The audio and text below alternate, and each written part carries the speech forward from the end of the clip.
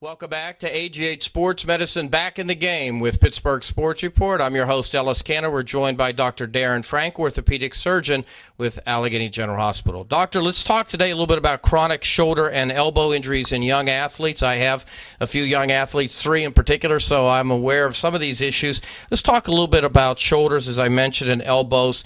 Are they particularly vulnerable as it relates to those injuries? Sure, particularly in overhead throwing athletes. So in a young athletes or in young kids in general, there are structures of the bone called growth plates.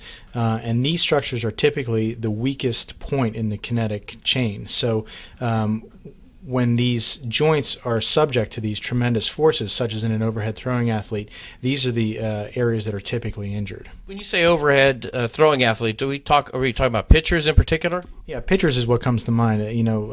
They're throwing 50, 60 pitches in a game, and sometimes 2 times a week. So this is the position in baseball, particularly where you see these types of injuries. Skeletally, if you will, the immaturity then works against athletes, particularly if we get to overuse, and for that matter, either overtraining or using those arms in an incorrect manner. Yeah, sure. Overuse, as I mentioned, these areas are the weakest point in the bone, muscle, ligaments. The growth plates are particularly vulnerable to injury. Now, when we do some of the research relative to this condition, and it seems as if we're seeing more and more of it, before I get into some specifics, is that the case? It seems like we're seeing more and more incidents and reports and data associated with these types of injuries for young athletes. Yeah, I think that may be a function of society. I think when I was young, I played a different sport every season. I think now you have more kids who are specializing earlier and younger in one sport. And those who choose baseball are typically playing baseball 12 years a month through the winter in winter leagues. And I think it's that sort of lack of diversification and the lack of any rest to the shoulder and elbow that's making these injuries more prominent and more common. We often hear the phrase little league shoulder. For that matter, we see little league elbow. Describe what those are. Sure. These are stress-type injuries to the physis or growth plate. You see them in the shoulder and you see them in the elbow. These growth plate type injuries can usually be treated with rest, and so it's very important if you're going to be a parent or a physician treating these kids is to adequately rest these problems, because they will heal with time. The problem is if you don't and you play through that type, and the young athlete plays through that type of injury, the growth plate can be subject to permanent injury, even fracture or growth disturbance. In light of that and what you described earlier, which we both share, and that is that back in the day, so to speak, we played every sport seasonally and we moved on.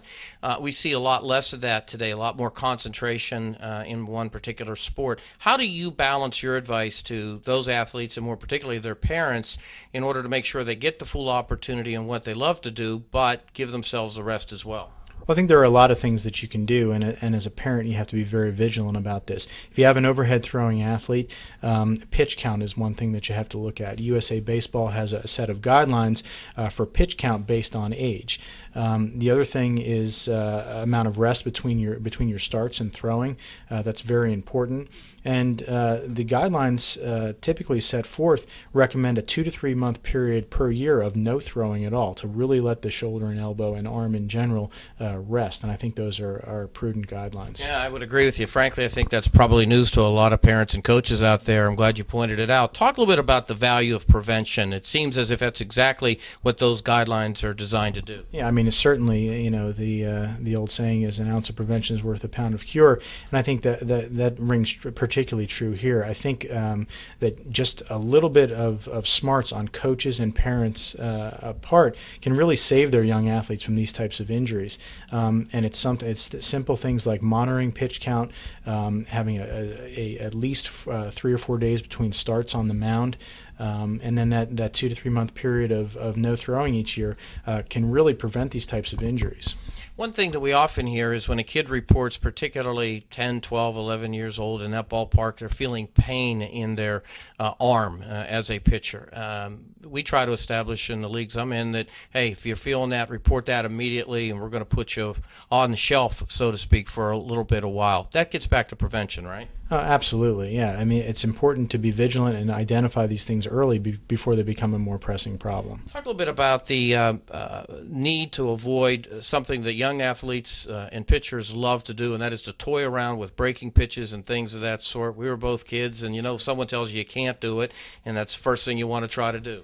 No, absolutely, and I think most physicians who take care of athletes, such as myself, recommend that breaking pitches are really not recommended until skeletal maturity is reached, and that means the growth plates close up.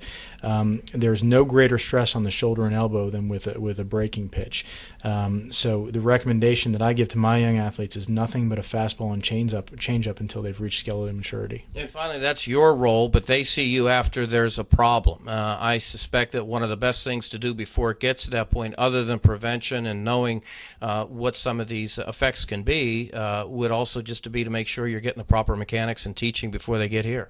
Yeah, I think that's critical. I think coaches, even at the very early level, and then parents as well, need to teach proper throwing mechanics, because I think in that way you can avoid these types of injuries. Doctor, thanks so much for the time today. Thank you very much. All right, there you have it. The AGH Sports Medicine Back in the Game with Pittsburgh Sports Report. I'm Ellis Cannon right here at PittsburghSportsReport.com.